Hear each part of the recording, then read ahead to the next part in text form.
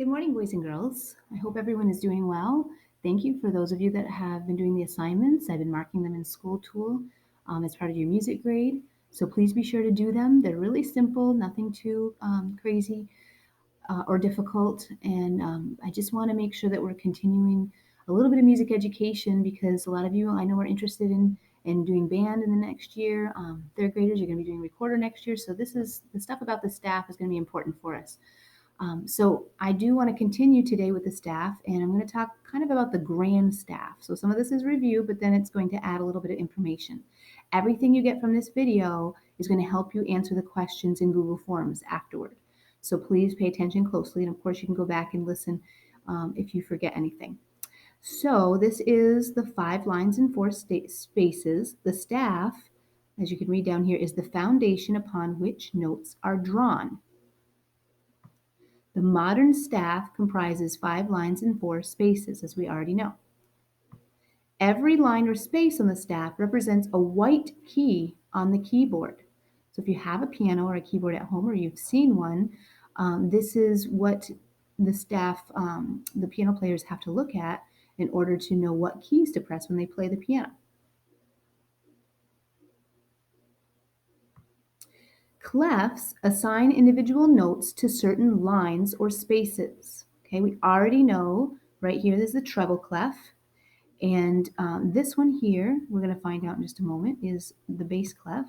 So 2 clefs are normally used, the treble and the bass clefs. We have not talked about the bass clef yet, but I want you to be familiar with that a little bit as well. So first we'll discuss the treble clef, which is also called the G clef. You know that if you watched the videos from last week. The staff line, which the clef wraps around, shown in red, is known as G. Any note placed on this line becomes G.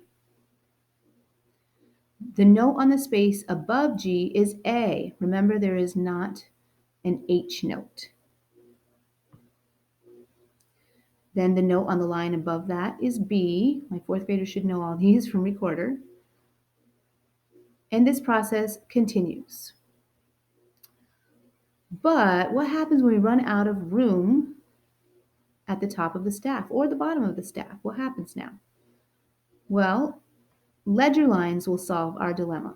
A ledger line is a small line that extends the staff when we run out of room. You see up here, if we run out of room and we need more notes to play higher pitches, we would have to write a ledger line, and then we would place the note on the line, which is an A, because A comes after G in the musical alphabet.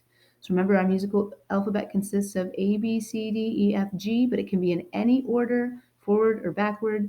In this case, we started on G and ended on G, but of course we added the A again because the staff or the notes keep going, as remember from our treble clef rap. Okay, so let's now discuss the bass clef, also known as the F clef. The staff line in between the 2 dots of the clef is F. Okay, so the lines and spaces in the bass clef are different from the treble clef. The bottom line is not E anymore, and the top line is not F anymore. It follows a different pattern, but it just shifts a little bit. So I just wanted you to be aware. We can now fill the rest of the notes on the staff. Okay, so if you notice now, the bottom line of the staff is G, whereas in the treble clef, G is up here. So it just sort of shifts down 2 spots. So instead of A being on the 2nd space, it's now in the 1st space. So the note just below the staff here would be F, and then E would be on the ledger line below that. And since A is the very top line here, B would go on top of the staff, and then the ledger line above that would be C, which you'll see in just a minute. So finally, we will discuss the grand staff. A theoretical staff consists of 11 lines. Which happens when we eliminate, or watch what happens when we eliminate the middle line, and we end up with 2 regular staves. So really, it's 10 lines to create the grand staff. By adding the treble clef to the top staff and the bass clef to the bottom staff, we can see the relationship between the 2 staves. Notice how the 2 clefs are joined by the C. The C is shown in red here. The C is commonly called middle C. It corresponds to the middle staff line on the grand staff. So yeah, you could say it has 11 lines, but technically it has 10, and then we combine the two with middle C on the ledger line here. And that creates the grand staff. Now, if you're a piano player, the left hand plays the lower pitches in the bass clef, and the right hand typically plays the higher pitches in the treble clef. For those of you that hope to be in band in the future, you may end up reading the bass clef if you play a lower pitched instrument like the trombone or the baritone, even some percussion instruments like the timpanis. They have pitched drums. They might read the bass clef. So any instrument or voice part that is low in pitch would be reading in the bass clef. But the rest of you, if you play a higher pitched instrument or if you sing, you've got a higher voice. Ladies, you will continue with usually a higher voice, and you will be singing in the treble clef or like instruments like flute, clarinet, oboe, trumpet. I think that's about it. Mostly, they all play the treble clef because they're higher pitches.